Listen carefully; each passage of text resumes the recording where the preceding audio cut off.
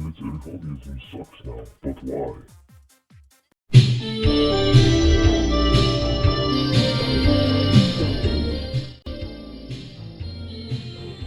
One of the first things you're going to see when you search up something like Milsim West in modern day, you will scroll down a little bit and possibly see videos like this. This is a phenomenon that has come out after COVID and the pandemic, where we have seen an influx in popularity with airsoft and specifically Milsim style airsoft. One of the main issues that I see is that many of these people are influencers who really just try to benefit and profit off of people that are possibly civilians that want to get into this type of content or hobby by trying to say that it's actually practical for a real life scenario. That's not the case for many things, and I'm just nitpicking at something that happened about like 3 times in videos with like gun influencers video guys. They're pretty questionable and such, but other than that, there's other types of influencers that have been kind of ruining the hobby and communities of many things, such as video games that are considered tactical shooters, or airsoft milsim, as we were talking about.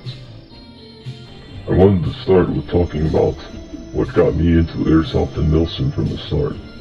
You see, when I was younger, around the early 2010s, this type of stuff was very obscure and kind of niche. There wasn't such things as these type of high production influencer kit videos or people explaining how airsoft may help with real life tactics and such, which is all bullshit, but mainly you found it through video games like Arma, which I used to watch as a young kid because I didn't have a gaming computer for it, or you may have stumbled across a video from Milsim West, which I feel like was a shared experience with many who got into airsoft around the same time as me. This isn't so much of a shout out, but one of the first videos that got me introduced to Milsim West was Oxide on YouTube, which was someone who was very influential for Milsim West, I believe. I feel like a lot of people found this type of Milsim content through his videos back in the mid to late 2010s.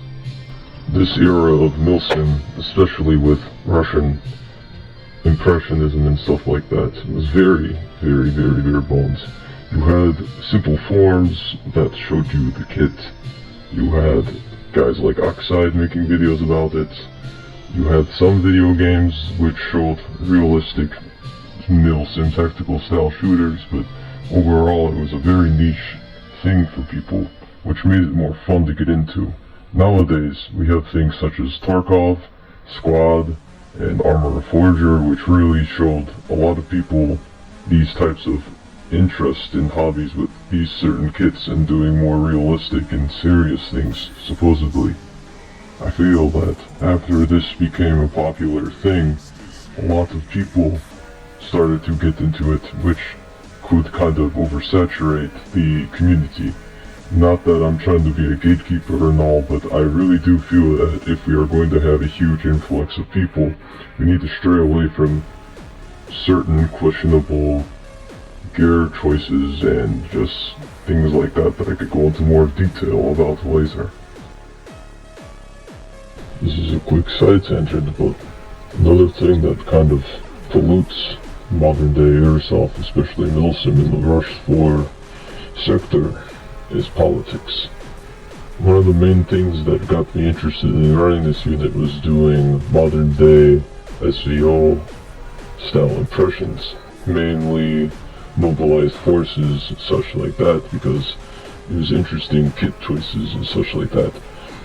Overall, the community that is most focused in this modern day warfare are very political, which gets to a point where it's a little awkward, because they are very passionate about what side they choose. Another thing is that I feel like real life warfare kind of kills an element of fun for these milsim scenarios, which are supposed to be made-up scenarios, especially Milsim West, which is a kind of a predecessor to anything in the war in Ukraine. It's kind of isn't supposed to be that. And when I originally started the unit, I kind of wanted to focus on making it more realistic, much like real-life war. But I realized that I was kind of straying away from the,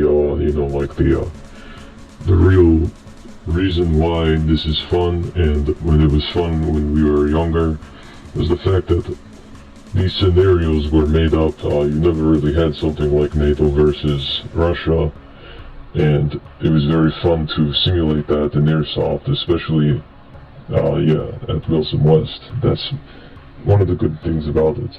I feel like if we focus on trying to make it something like the Ukraine war, we're just setting ourselves up for disappointment and kind of doing something that's a little bit strange. Also, I just found the kits boring after a while. Ever since VKBO 2.0 came out, it was kind of over for me.